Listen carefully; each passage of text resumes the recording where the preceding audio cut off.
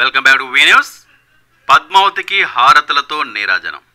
సార్వత్రిక ఎన్నికల్లో భాగంగా మాజీ మంత్రి అయ్యన్న సతీమణి చింతకాయల పద్మావతి గత 20 రోజులుగా ఎన్నికల ప్రచారంలో పాల్గొంటున్నారు. బుధవారం శారదానగర్ 16వ వార్డులో ప్రచారం నిర్వహించారు. మహిళలు హారతులతో నీరాజనం పలికారు. ఆప్తులు ఆప్యాయంగా పలకరించారు. ప్రతి ఒక్కరిని ప్రేమగా పలకరిస్తూ సైకిల్కే ఓటు వేయాలని, మళ్ళీ అయ్యన్నను గెలిపించుకోవాలని ఆమె అభ్యర్థించారు. అనంతరం జరిగిన బహిరంగ సభలో ఆమె మాట్లాడుతూ ఈ 5 సంవత్సరాల కాలంలో అభివృద్ధి ఎక్కడా అని ప్రశ్నించారు. ప్రజలు కట్టిన పన్నుల సొమ్మును దొడ్డిదారిన ఖర్చు పెట్టడం తప్పితే అభివృద్ధి కనపడలేదని నిలదీశారు. అయ్యన్నను గెలిపించుకుంటే నర్సీపట్నం అభివృద్ధి బాట వేస్తామని, ప్రతి వార్డును డెవలప్ చేస్తామని విజన్ ఉన్న నాయకుడు అయ్యన్న అని అన్నారు. ఈ కార్యక్రమంలో అధిక సంఖ్యలో మహిళలు, వార్డు ప్రజలు పాల్గొన్నారు. ఎలక్షన్కి వచ్చాయంటే అన్ని పార్టీల వారు కూడా వస్తారు, అది సహజం. ఎవరి పార్టీ గురించి వారు చెప్పుకుంటారు. కానీ మీరు ఇరు పార్టీ వారు విషయాలు కూడా విని ఎవరికి ఓటు వేస్తే బాగుంటుంది అని చెప్పి ఆలోచించే శక్తి కానీ, ఆలోచించే అస్త్రం కానీ మీ చేతిలో ఉంది. మరి అటువంటిది మీరు ఎవరు చెప్పినా సరే వినొద్దు. ఎవరు చెప్పిన తర్వాత, విన్న తర్వాత ఎవరు కరెక్ట్గా చెప్తున్నారు, చూపించినటువంటి వ్యక్తి ఎవరు, చేయలేని కళ్ళబొల్లు మాటలు చెప్పినటువంటి వ్యక్తి ఎవరైనా ఆలోచించి మీరందరూ కూడా ఒక తాటి మీద నడవాలని చెప్పేసి నా కోరికండి. మరి ఈరోజు చూస్తున్నాం, ఇక్కడ ఉన్నటువంటి చాలామంది పెద్దలు ఉన్నారు.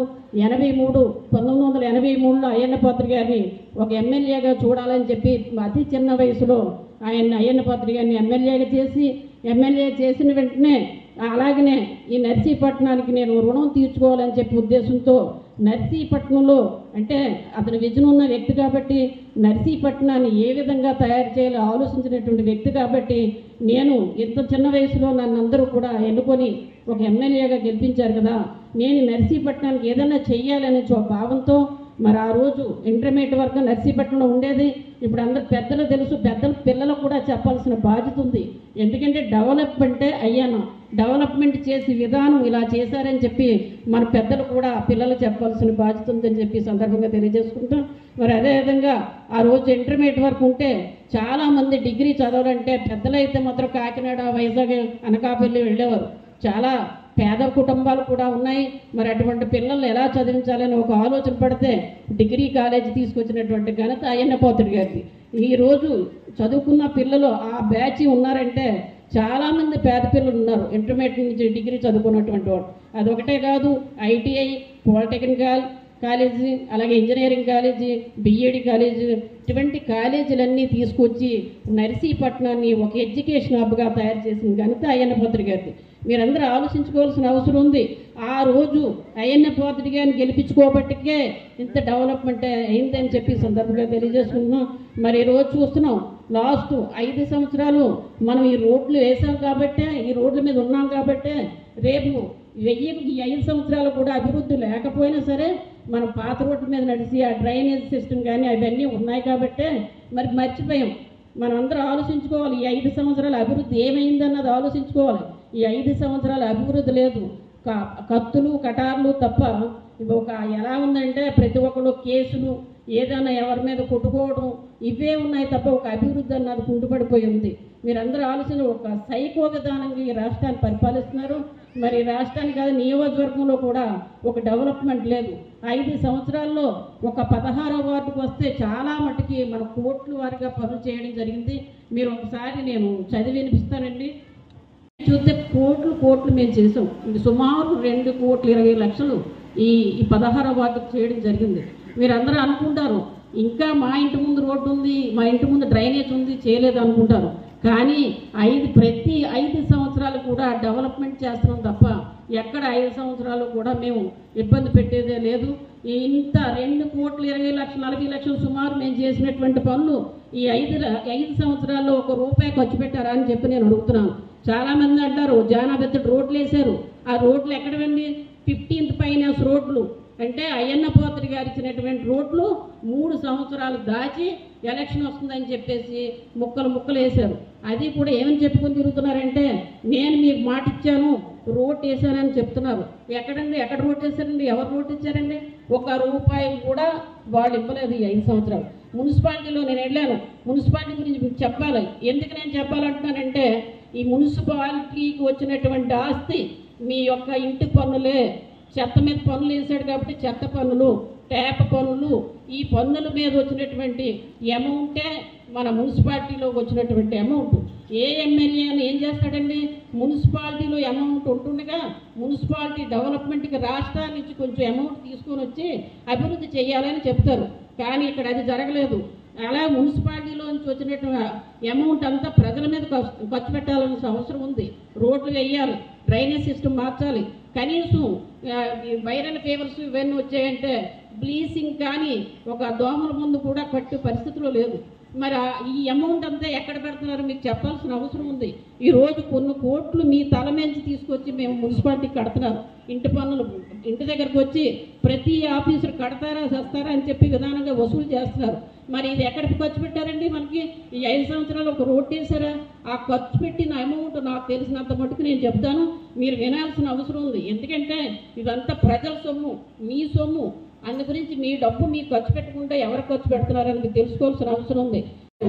ఒక రిసార్ట్కి వచ్చారు ఆవిడ, కేడీపేట వెళ్తూ రిసార్ట్కి వచ్చిన తర్వాత ఆమె ఒక 2 నిమిషాలు టీ తాగిసి నేను వెళ్తానని చెప్తే అక్కడ బీజేపీ వారు అంతా అక్కడ ఒక రూమ్ తీసి కూర్చోబెట్టారు. అంటే కలెక్టర్ గారు కూడా వచ్చారు. కలెక్టర్ గారు అలాంటివన్నీ చూసుకుంటారు. వీళ్ళు ఆ వంపును పెట్టి 10 లక్షలు ఖర్చు పెట్టారు. 10 లక్షలు ఎందుకు ఖర్చు పెట్టారని మేము అడిగితే ఆయన ఏం చెప్పారు తెలుసండి? కారు పెట్టుకోవడం తుప్పలు అడ్డు వచ్చాయి, తుప్పలు కొట్టడానికి 10 లక్షలు అయిందని చెప్పారు. అది ఎవరి సొమ్ము అండి? మీ ప్రజల సొమ్ము, మీ ఇంటి పన్నులు కట్టిన సొమ్ము. అలాగే ఒకటే కాదు, సీఎం గారు వచ్చారు నర్సీపట్నం.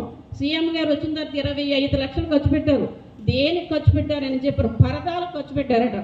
పరదాలకు ఖర్చు పెట్టడానికి 25 లక్షలు అండి. అది ఎవరి సొమ్ము? అది ప్రజల సొమ్ము. కానీ ప్రజలు పెట్టాల్సిన బాధ్యత ఉందా లేదా అని నేను అడుగుతున్నాను. ఇది ఒకటే కాదు, అలాగనే కొత్త వీధిలో చిన్న హాస్పిటల్ కట్టారు. 150 పడకల హాస్పిటల్ ఉంటుండగా అయ్యన్న పాత్రి గారు 150 పడకల హాస్పిటల్ తీసుకొచ్చారు. ఆ హాస్పిటల్లో ఉన్నటువంటి డాక్టర్లు చూడలేక అక్కడ అభివృద్ధి లేదు, ఏమీ లేదు. పేషెంట్లు తీసుకొచ్చి ప్రైవేట్ హాస్పిటల్ తీసుకెళ్ళి మరి అలా వైద్యం చేయించి డబ్బులు గుంజేస్తున్నారు. మరి అలాంటి హాస్పిటల్ వదిలేసేసి చిన్న హాస్పిటల్ కొత్త వీధిలో అయ్యన్న పాత్రి గారు అక్కడ కళ్యాణ మండపం తెచ్చిన సైట్లో, ఆ సైట్ కానీ కళ్యాణ మండపం వస్తే అయ్యన్న పాత్రి గారి పేరు ఎక్కడ ఉండిపోతుందో అని చెప్పేసి అక్కడ ఆ ప్లేస్లో చిన్న హాస్పిటల్ కట్టడం జరిగింది. ఆ హాస్పిటల్ 30 నుంచి 40 లక్షల రూపాయలు కూడా మీ ప్రజల సొమ్ము అక్కడ పెట్టడం జరిగింది. ఒకటే కాదు, ప్రతి విషయంలో కూడా నెలకి ఏదో విధంగా 10 లక్షలు దోచేసుకొని తినడం తప్ప ఈ మున్సిపాలిటీ అభివృద్ధి అంటూ కూడా లేదు. కనీసం మున్సిపాలిటీ డబ్బులు ఈ వార్డులకు పెడితే ఈరోజు చాలా బాగుండేది. మీకు ఏం ఈత కబుర్లు చెప్తున్నారు చాలామంది. ఇప్పుడు మేము ఇన్ని రోడ్లు ఇన్ని కోట్లు ఖర్చు పెట్టినా సరే ఒక ఎలక్ట్రికల్ బల్బ్ వేస్తే చుట్టూ 10 సార్లు తిరుగుతున్నారు. నేనే బల్బ్ వేయించాను. కానీ నర్సీపట్నం ఎంత డెవలప్మెంట్ చేసినా సరే మన పేరు ఎప్పుడు చెప్పుకోలేదు. ఎందుకంటే ప్రజలు బాగుండాలి, వాళ్ళ భవిష్యత్తు బాగుండాలి, ఆ పల్లెలు బాగుండాలి అనే విధంగా చేశారు తప్ప అయ్యన్న పాత్రి గారు ఎప్పుడూ ఎవరికి అన్యాయం చేయలేదని నేను చెప్పదలుచుకున్నాం.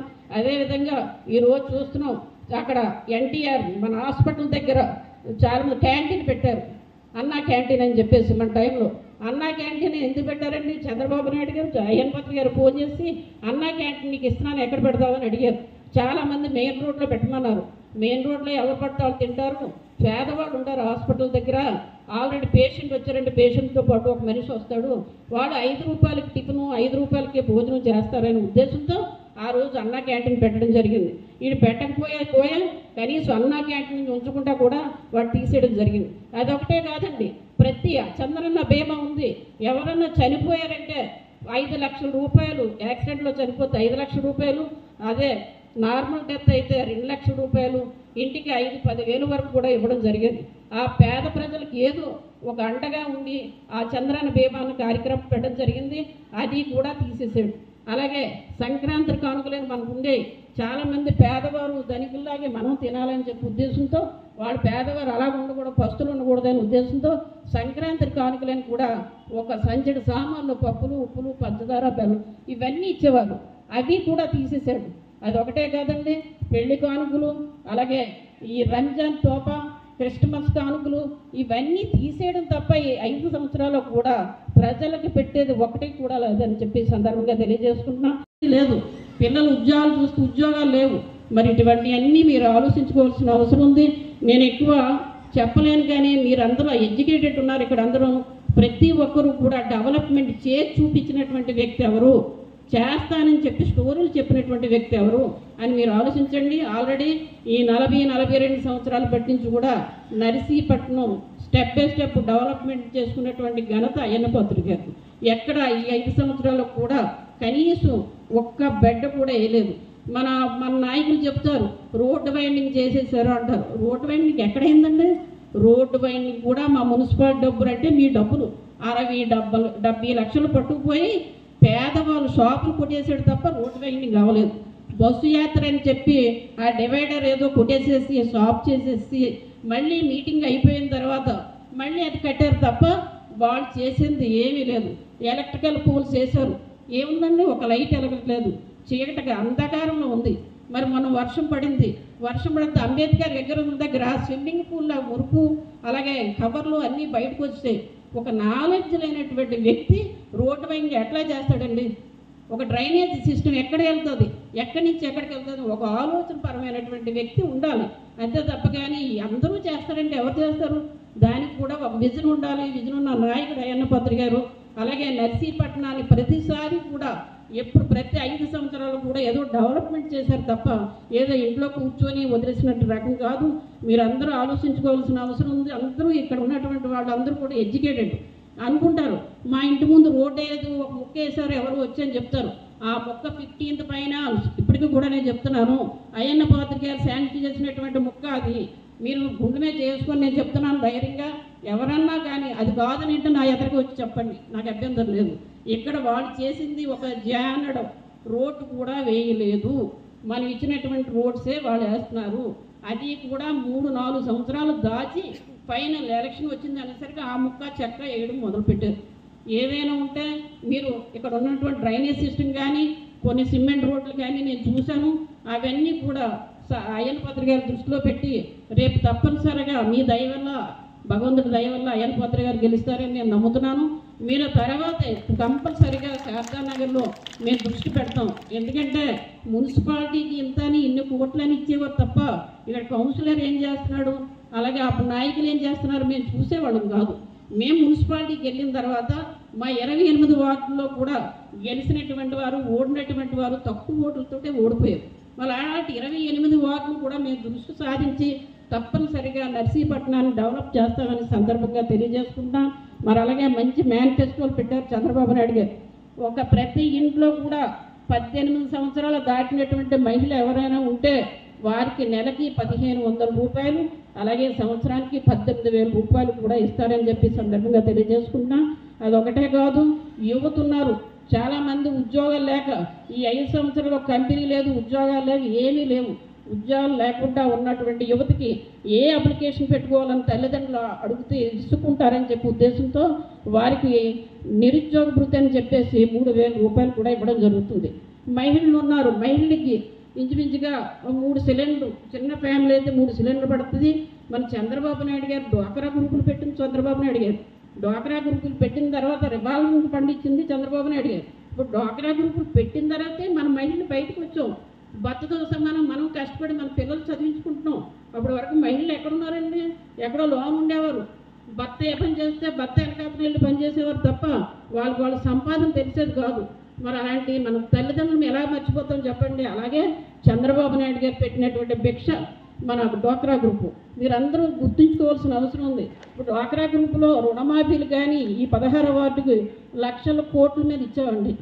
అందరికి కూడా మనం సమానత్వం చేసాం తప్ప వేరే విధంగా చేయలేదండి.